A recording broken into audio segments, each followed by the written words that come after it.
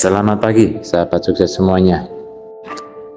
Banyak orang yang melihat sebuah tempat makan, restoran yang ramai, lalu berpikir, pasti langsung sukses. Banyak yang mereka lihat hanyalah hasil akhirnya. Mereka tidak melihat bagaimana semuanya dimulai dari nol, penuh keraguan, penuh perjuangan, dan banyak pengorbanan yang tidak terlihat. Setelah saya setahun lebih usaha dengan 5 jenis usaha yang berbeda, 2 berhasil dan bertahan, sementara 3 yang gagal, kepala saya terus berputar.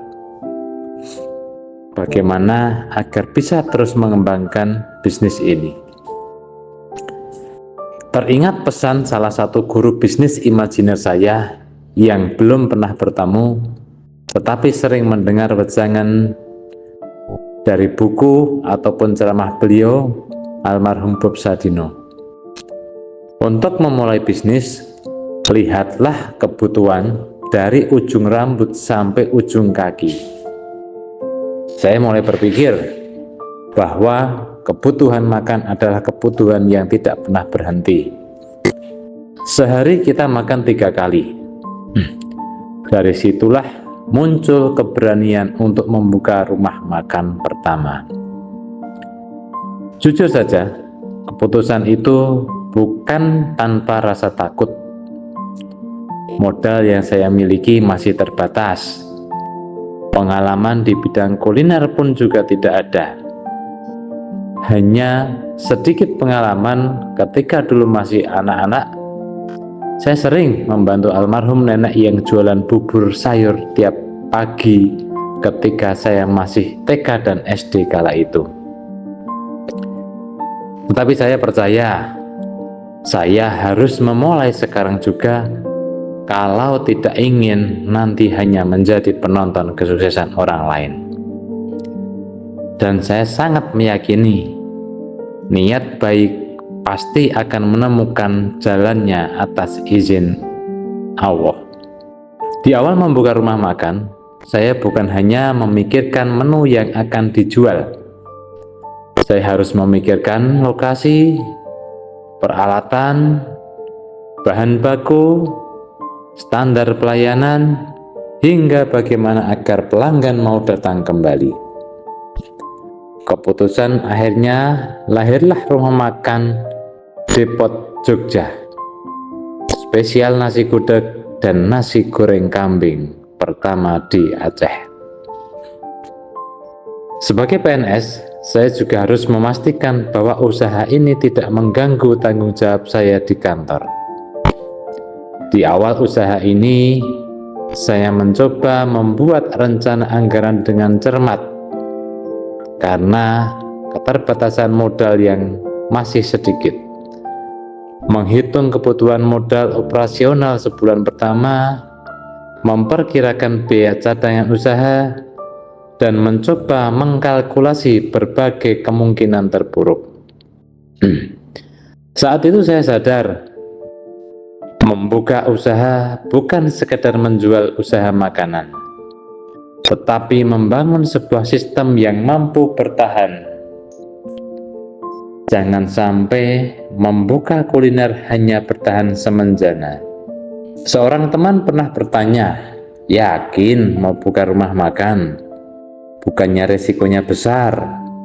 Bukannya mudah ditiru orang lain? Saya hanya tersenyum lalu menjawab, kalau menunggu yakin 100%, mungkin saya tidak akan pernah memulai. Kalimat itu menjadi penyemangat saya hingga saat ini. Kalau Anda sedang mempersiapkan usaha pertama atau sedang mencari inspirasi membangun bisnis dari nol, jangan khawatir. Jangan berpikir berlebihan, karena yang terberat adalah langkah pertama ketika memulai.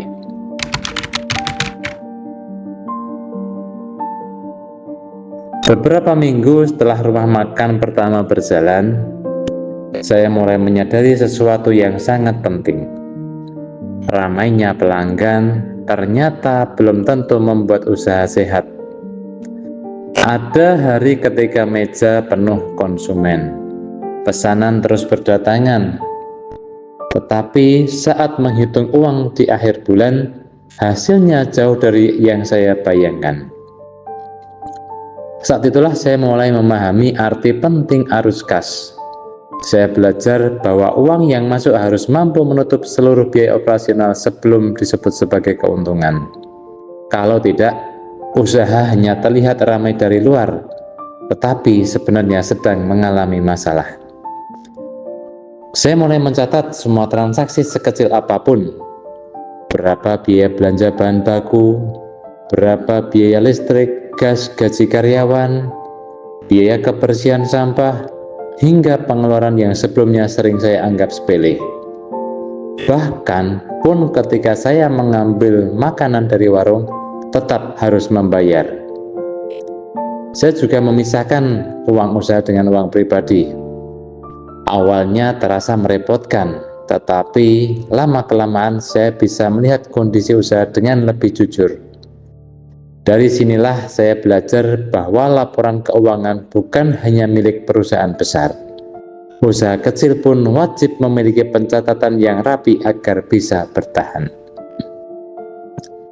Suatu hari saya berkata kepada diri sendiri, jangan bangga karena laci kas penuh. Banggalah kalau semua kewajiban sudah terbayar dan usaha masih menghasilkan keuntungan di akhir bulan.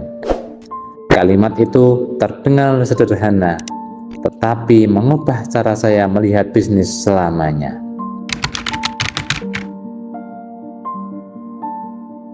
Saya sempat berpikir bahwa tantangan terbesar dalam bisnis rumah makan adalah mencari pelanggan. Ya, itu memang tidak salah, tetapi juga bukan sepenuhnya benar mutlak. Pelanggan bisa datang karena promosi, rekomendasi teman, atau rasa penasaran. Namun, membuat mereka kembali lagi jauh lebih sulit.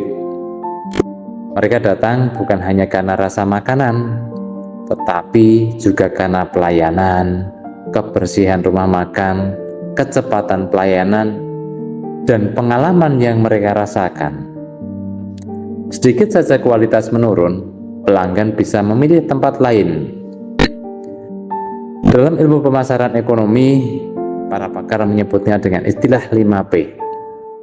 P pertama adalah produk, kualitas produk rumah makan, itu yang utama dan pertama. Dan P yang kedua adalah price, harga harus pas. Terlalu murah jangan, terlalu mahal juga jangan. Dan P ketiga adalah place, kenyamanan tempat makan. P yang keempat adalah promosi, bagaimana cara menjangkau konsumen agar tahu produk kita. Dan yang paling efektif adalah word of mouth. Orang Jawa bilang geduk tular. Produk yang oke, harga oke, tempat nyaman, kemudian mereka akan menyampaikan ke calon konsumen lain. Itu adalah promosi yang paling efektif. Yang kelima adalah people. Ini yang tidak kalah penting. Bagaimana SDM tempat makan kita melayani, itu akan menjadi pengalaman experience bagi konsumen agar mereka puas. Selain itu, kita juga harus menghadapi naik turunnya harga bahan baku. Ada masa ketika harga kebutuhan bahan baku meningkat, sementara harga jual tidak bisa langsung kita naikkan. Jika kita salah mengambil keputusan, keuntungan bisa habis hanya karena biaya operasional membengkak. Sebagai pemilik usaha, saya belajar bahwa setiap keputusan kecil bisa berdampak besar terhadap keberlangsungan bisnis. Pernah ada pelanggan berkata, masakannya enak, semoga tetap dipertahankan ya.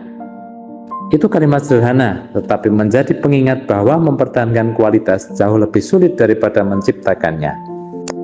Sejak saat itu, saya selalu mengingatkan diri sendiri bahwa bisnis bertahan bukan karena ramai sesaat, tetapi karena konsisten setiap hari.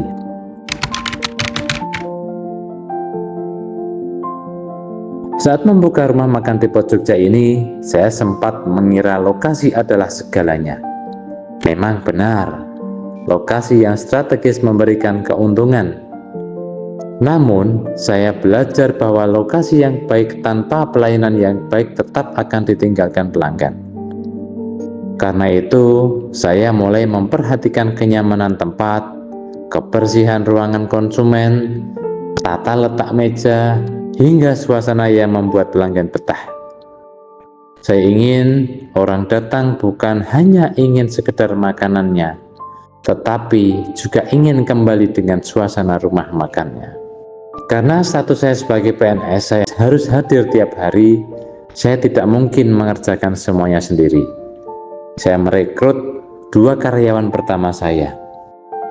Awalnya tidak mudah bagaimana mengajari tim agar bisa memberikan pelayanan dan produk sesuai standar yang kita inginkan. Dari situ saya belajar bahwa membangun tim membutuhkan kesabaran. Karyawan bukan sekedar tenaga kerja, tetapi partner yang ikut menentukan kualitas pelayanan kepada pelanggan. Saya masih ingat ketika salah satu karyawan berkata, "Pak, saya ingin belajar supaya bisa bekerja lebih baik." Mendengar itu, saya sadar bahwa tugas seorang pemilik usaha bukan hanya memberi pekerjaan, tetapi juga memberi kesempatan untuk berkembang bagi karyawan. Ketika tim ikut bertumbuh, bisnis pun ikut berkembang. Kalau saya hari ini diminta menyimpulkan pelajaran dari perjalanan membangun rumah makan Depot Jogja, saya akan mengatakan bahwa bisnis kuliner bukan sekedar menjual makanan.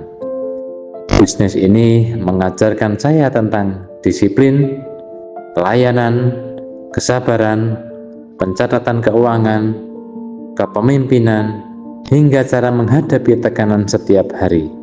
Semua pengalaman itu membentuk cara berpikir saya, bukan hanya sebagai pengusaha, tetapi juga sebagai pribadi.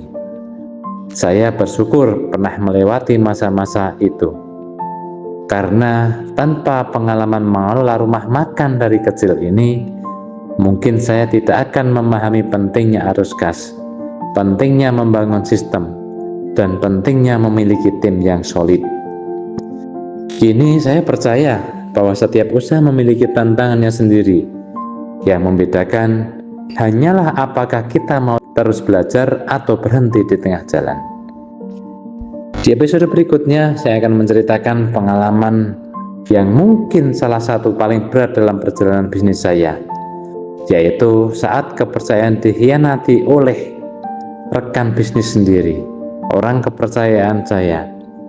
Apa yang sebenarnya terjadi, bagaimana saya bangkit setelah harus menutup usaha tersebut, dan mengapa peristiwa itu justru mengubah cara saya memilih partner dan kepercayaan usaha. Ceritanya penuh pelajaran yang mungkin bisa menyelamatkan Anda dari kesalahan yang sama. Jadi jangan lupa subscribe, aktifkan lonceng notifikasi, share ke teman lain agar bisa memberikan manfaat lebih, dan sampai jumpa di episode berikutnya. Demi waktu.